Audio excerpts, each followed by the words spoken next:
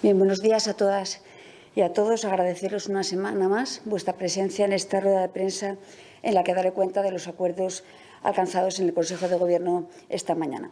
Un Consejo de Gobierno que ha estado centrado en la recuperación. Por un lado, en la recuperación de cierta normalidad en la vida de la sociedad asturiana. Tenemos que recordar que estamos ya en un escenario de cierto optimismo contenido, eso sí, todavía marcado por la prudencia, pero que ha propiciado, por ejemplo, la vuelta a las aulas, garantizando la presencialidad, la puesta en marcha de ese plan de choque para reducir la espera en el ámbito sanitario y continúa a buen ritmo el proceso de vacunación. Aprovechar para animar a los universitarios y las universitarias a que se acerquen, que todavía no hayan accedido a la vacunación, que se acerquen a esos puntos que están instalados precisamente hoy en la Universidad de Oviedo. Por otro lado, como os decía, centrados en esa recuperación, hablamos de la recuperación económica. Una recuperación económica que sitúa a las personas en el centro de nuestra acción política.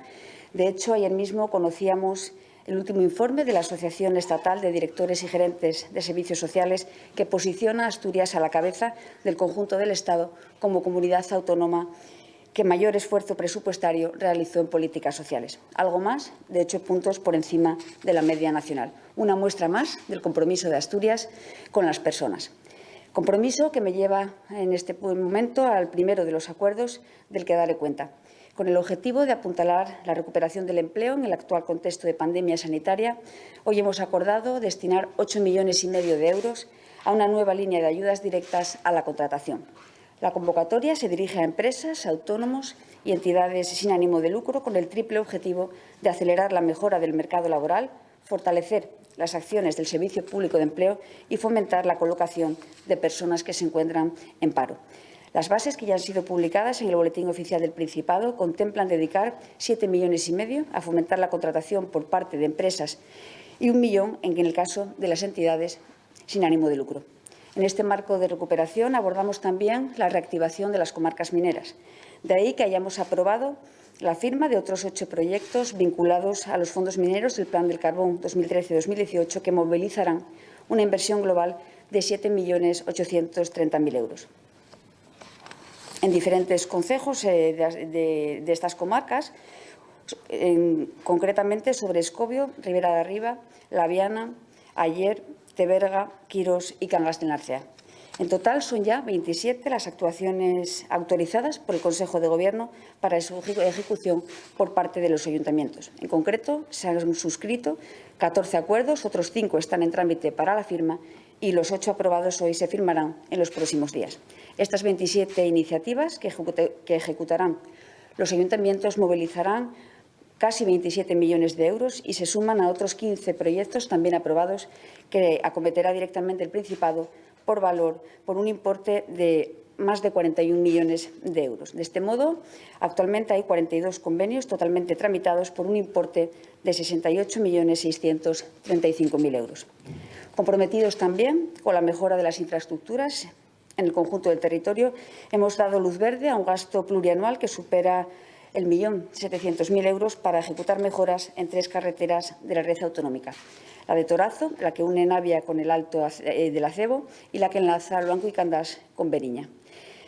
Seguimos con la vista puesta también en las zonas rurales, de ahí que hayamos declarado de utilidad pública la concentración parcelaria privada del Monte Lomes, en Allande, una medida que permitirá agrupar fincas, lo que redundará en una gestión forestal sostenible y en la redimensión de las zonas de pasto. Ya en el ámbito de la gestión cultural, el Consejo de Gobierno ha aprobado la toponimia oficial del Concejo de Salas.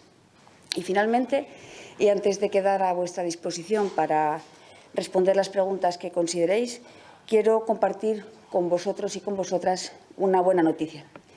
Si echamos la vista atrás, allá por el mes de octubre del año pasado, hace casi un año, os comunicaba que recurriría la liquidación provisional del Tribunal de Cuentas en relación con el procedimiento abierto sobre la facturación del servicio de preparación y edición del Boletín Oficial del Principado de Asturias.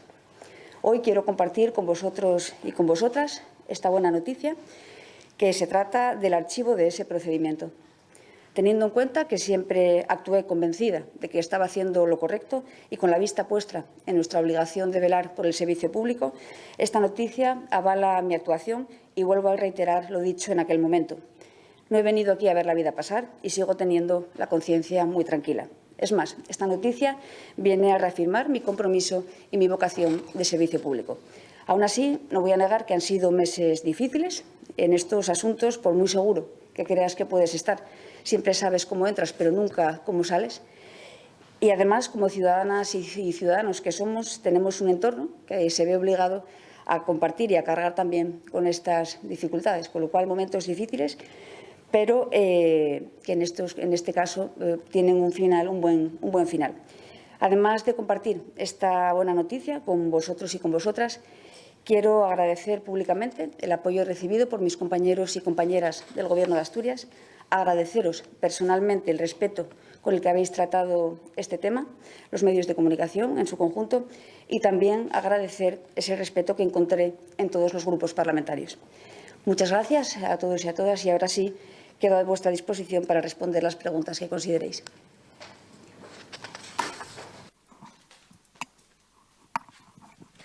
Teniendo en cuenta sobre la situación epidemiológica, cómo está a día de hoy con esos descensos, ¿se plantean eliminar más restricciones, por ejemplo, las relativas que quedan al ocio nocturno? Bien, en este caso, y como viene siendo habitual, la monitorización que se lleva haciendo de la situación epidemiológica por parte, en este caso, de la Consejería de Salud, en el momento en el que se pudiese observar alguna diferencia en la situación que permitiese avanzar en esas limitaciones, en modular esas limitaciones, no tengan duda de que así se haría. De momento, y también siendo conscientes de ese marco de actuación conjunta en el conjunto del Estado que propicia el propio Consejo Territorial, donde se toman decisiones que afectan de alguna manera al conjunto del país, también influye, por lo tanto, en ese marco de colaboración y de cooperación que venimos haciendo con el resto de comunidades autónomas en el seno del Consejo Territorial y a la vista de la evolución de la situación epidemiológica, tomaremos las medidas y se irán adaptando las medidas a los nuevos cambios que se propicien. ¿Cómo está a día de hoy? ¿Cómo la calificaría la situación de la pandemia en Asturias? Según los datos del observatorio, el único punto que parece que está un poco desfasado es el de la transmisión, que ahí está bastante alto. Que lo señalaba al principio de la intervención, estamos en una situación de optimismo, en cierta manera contenido, porque tenemos que seguir siendo prudentes, pero tendremos que darle también tiempo, tendremos que darnos tiempo. Han sido la puesta en marcha de medidas, ¿no? Que restan limitaciones, y yo creo que tenemos que ir dándonos tiempo para poder ir adaptando las medidas a la situación y poder garantizar que que seguimos en este curso hacia una cierta normalidad y evitar tener que volver atrás, que ya sabemos todos y todas lo que conlleva, lo que supone, y que de nosotros y nosotras depende de esa responsabilidad individual, en todo caso también en un momento como este en el que los datos apuntan a una situación más favorable. Sí, en relación a la tercera dosis de las vacunas, tras que se haya planificado ya los inmunodeprimidos, no sé si el día 4 se comienza con las personas que están institucionalizadas en residencias, si es así me confirma, ¿se plantean ampliar luego a otros grupos detrás de ellos? Bien, hablando de la tercera, en relación con esta pregunta sobre la tercera dosis, en primer lugar, yo creo que tenemos que poner en valor el proceso de vacunación en Asturias. Ha sido un proceso que los resultados están ahí para ver, no cabe ninguna duda de que ha sido acertado el planteamiento que se ha hecho por parte de Salud. Tenemos que también tener en cuenta que hemos seguido en todo momento la Estrategia Nacional de Vacunación. En el momento en que se han determinado los grupos prioritarios, pues hemos seguido esa estrategia de vacunación. Ya se están citando a personas que tienen que acceder a esa tercera dosis. En el caso de las personas mayores se está valorando la decisión, la tomaba ayer la Comisión de Salud Pública, y en este caso se está valorando ya en Asturias el cuándo, el momento más adecuado para proceder a esa vacunación. Tiene que quedar muy claro al conjunto de la sociedad asturiana que para el Gobierno de Asturias las personas mayores han sido, son y seguirán siendo una prioridad. Si recordamos, aquel 27 de diciembre iniciábamos la vacunación en la residencia mixta, todos nos acordamos de Pepita, aquella primera, ¿no?, mujer que accedía a esa vacuna, y en este caso, pues en el momento que se precise por parte de las autoridades sanitarias, se procederá a esas vacunas, a ese grupo que ya conocemos de su vulnerabilidad y de que también es la prioridad para el Gobierno de Asturias. ¿No está confirmado entonces que se comience el día 4? No tengo ese dato, no tengo esa fecha confirmada. De todas formas, lo que sí les puedo decir es que se está trabajando ahora mismo en la Consejería de Salud para determinar el cuándo, el cómo. Bueno, entenderán que la decisión se conocía ayer. Bueno, tiene que prepararse toda la logística, ¿no?, por parte también del Servicio de Salud, y en los próximos, si no sé, hoy, mañana o pasado como mucho, yo creo, podremos tener ese dato de cómo y cuándo se organizará la vacunación para las personas mayores. Sí, buenos días. Me gustaría preguntarle sobre estas informaciones que han aparecido hoy, sobre esa ponencia de la sentencia del Constitucional sobre el segundo estado de alarma y, en concreto, sobre, y cito, que no era posible la delegación de la gestión de la pandemia en las comunidades autónomas. No sé si tienen algún criterio al respecto sobre esta ponencia del TC.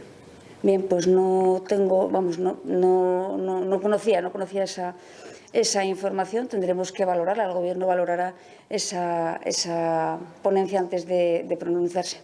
Permítanme que no le puedo avanzar más.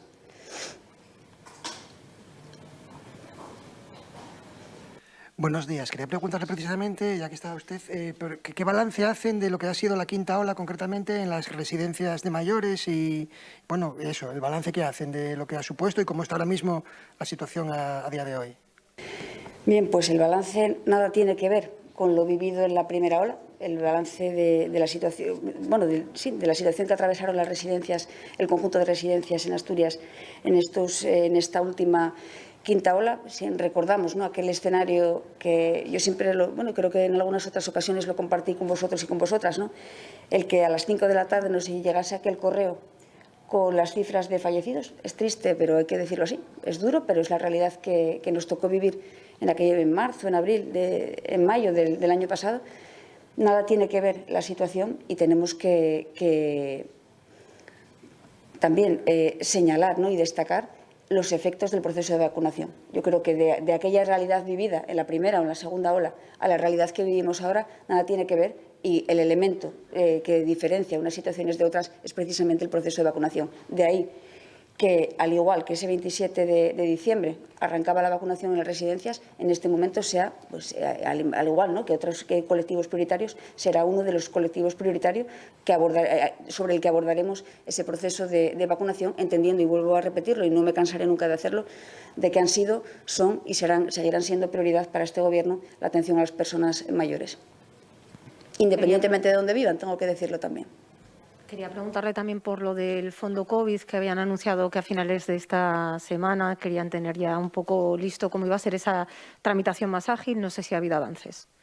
Bien, se iniciaba esa negociación trasladando a los grupos, al conjunto de grupos parlamentarios que participan en la misma, esa propuesta, y se sigue trabajando en ella. Los grupos ya la conocen. Bueno, pues el Gobierno siempre se ha manifestado dispuesto a dialogar, a consensuar y a acordar un modelo de ayudas lo más ágil posible. Entendemos que es un objetivo compartido. Se ha ampliado el número de sectores y estamos en ese proceso de negociación con la idea de que pueda ver la luz lo antes posible para iniciar la tramitación y que esos fondos lleguen a los destinatarios de estas ayudas, que son los sectores, como saben, más afectados por los efectos de esta crisis sanitaria.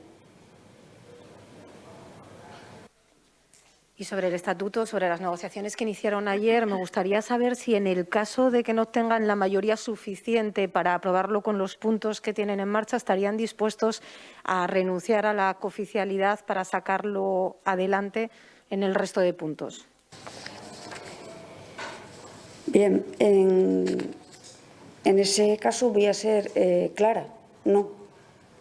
No, porque también nos preguntamos, ¿no?, por qué tendríamos que renunciar a un compromiso electoral.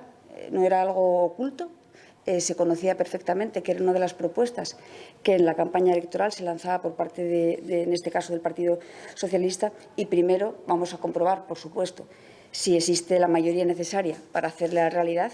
No obstante, Permítame que le subraye que nosotros planteamos una reforma amplia y ambiciosa, en la que la oficialidad del asturiano en este caso sería un asunto más. Son varios los puntos, ustedes los conocen, los que pretendemos abordar en esa reforma. Ya de abrir un proceso de reforma entendemos que tiene que ser lo más amplio, bueno, o atender el mayor número de cuestiones posibles, y no es el asunto único, por lo tanto. Ahora bien, también tenemos que reconocer que fruto de esas reuniones que se celebraron en el día de ayer, hay algo que queda más claro, y es que bueno, todos los grupos parlamentarios han asumido ya que el estatuto debe mejorarse, con lo cual yo creo que planteamos ya un punto de partida diferente, y es que, bueno, pues unas cuestiones u otras, pero todos asumimos o partimos ya de un elemento común, que es que todos asumimos que el estatuto puede y debe mejorarse. Sí, aprovechando el turno, dos cuestiones. Una sobre la reforma del Estatuto, la posición que califican de decepcionante por parte de Foro Asturias y su diputado Adrián Pumares, eso por un lado. Y por otro, si se sabe algo sobre el dinero que vendría del Estado, 107 millones, si no recuerdo mal, para, igual que el Fondo de Rescate que tiene el Principado, con ese apoyo sobre todo para tema turístico y demás, ¿eso en qué situación se encuentra? De lo que vendría de las arcas del Estado. Bien, en cuanto a la valoración, ¿no?, el planteamiento del estatuto, bueno, decir que partimos de la idea de que el Gobierno ha trasladado esta propuesta, se ha reunido con los grupos parlamentarios con el objetivo, sobre todo, de llegar a alcanzar un acuerdo, el acuerdo más amplio posible. Entendemos que el afrontar un proceso como este requiere del acuerdo de la mayor parte de los grupos parlamentarios, y en eso estamos, y ahí haremos un gran esfuerzo. A partir de esta reunión, bueno, pues será ya en el ámbito de los grupos parlamentarios, en el ámbito de la Junta General, donde se vaya negociando todo este tipo de cuestiones que ayer ya planteábamos en esos primeros encuentros, y entendemos que bueno, las posiciones podrán ir ajustándose o modulándose en función también de cómo vayamos actuando unos y otros. Y en cuanto al fondo, la cantidad, pues no tendría que facilitar esa información en otro momento, porque ahora mismo no dispongo con claridad de esos datos.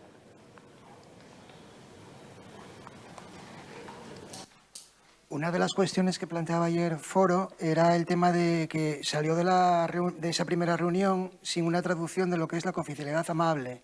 El PSOE, el portavoz socialista, hablaba ayer que, bueno, que eso que se irá viendo en el transcurso de las negociaciones, a ver si el Gobierno tiene un punto de partida, alguna pista sobre qué sería esa cooficialidad amable.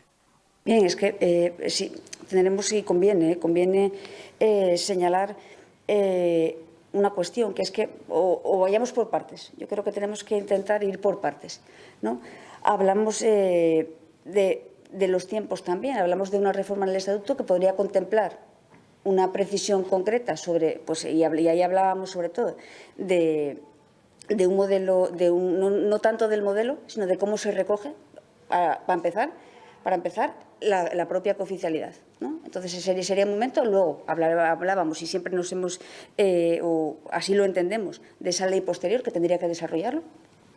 Y no es que se carezca de un modelo, sino que entendemos, ¿no?, que precisamente a la hora de profundizar en el diseño de ese modelo tendremos que contar y buscar ese acuerdo lo más amplio posible, y todos tendremos mucho que decir.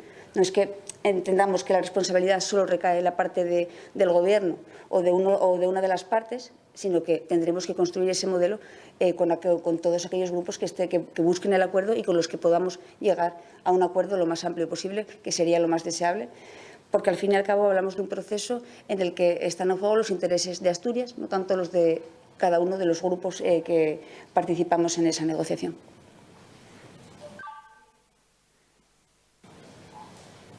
¿Alguna otra cuestión? Pues muchas gracias.